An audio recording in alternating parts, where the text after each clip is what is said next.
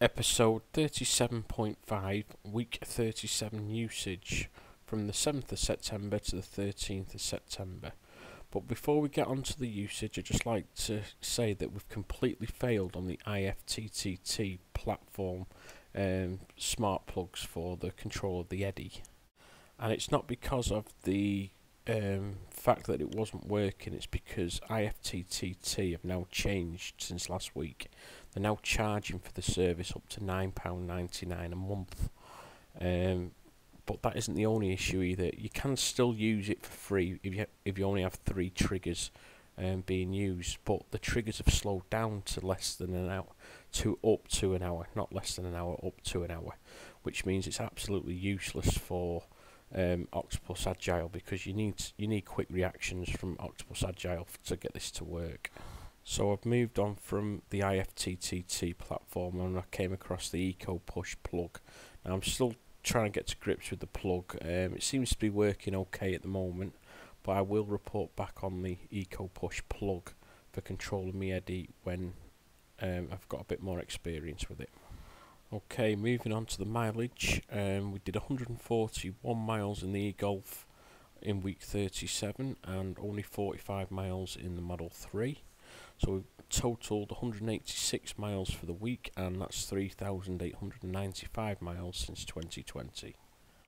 The generation meter reading is now 32,185 kilowatt hours, which has given us 84 kilowatt hours for the week and 3,283 kilowatt hours since the start of 2020. We added a small amount through the Eddi from excess solar after the battery was fully charged, so we are now reading 8.43 kilowatt hours for the month and 249 kilowatt hours for the year so far. We've imported 128 kilowatt hours for the week, which is 7,299 kilowatt hours since the start of the 2020 logs. I'm moving on to the Tesla Powerwall app data. That is slightly different this week, not as accurate as last week, but we had 200 kilowatt hours of home usage, 80 kilowatt hours of solar, 57.2 kilowatt hours from the Powerwall, 129 kilowatt hours from the grid, and 1.5 kilowatt hours went back into the grid. On Monday the 7th of September we had 9 kilowatt hours from the grid with 0.1 going back. We got 8.6 kilowatt hours from the Powerwall, 5.8 kilowatt hours from the solar, and we had a home usage of 16.8 kilowatt hours. On Tuesday the 8th of September we pulled 14.9 kilowatt hours from the grid with 0.1 going back. We got 7.3 kilowatt hours from the Powerwall. We got 11.1 kilowatt hours from the solar and a home usage of 20.6 kilowatt hours. On Wednesday the 9th of September we pulled 35.1 kilowatt hours from the grid with 0.8 going back. We got 10.5 kilowatt hours from the Powerwall. We had a solar contribution of 15.6 kilowatt hours and a home usage of 46.8 kilowatt hours. And the high usage is because of charging one of the cars. On Thursday the 10th of September we pulled 8.6 kilowatt hours from the grid with 0.1 going back. We got 8.6 kilowatt hours from the Powerwall. We had a solar contribution of only 6.2 kilowatt hours, which was the second least of the week. Monday was the first, and we had a home usage of 17.5 kilowatt hours. And on Friday the 11th of September we pulled 10.8 kilowatt hours from the grid with 0.1 going back.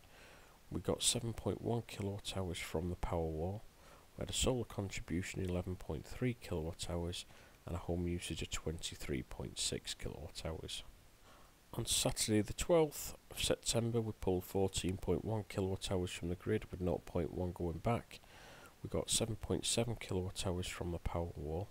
We had a solar contribution of 16 kilowatt hours, which was the most of the week, and a home usage of 27.5 kilowatt hours.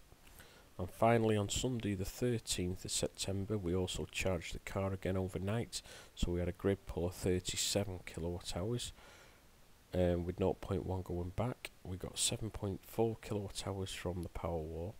We had a solar contribution of 14 kilowatt hours and a home usage of 46.1 kilowatt hours. As last week, I penciled in the gas usage for the week, but it's not been confirmed yet, but I will confirm it when we get round to the cost video for this week. As usual, thanks for watching, and please like and subscribe.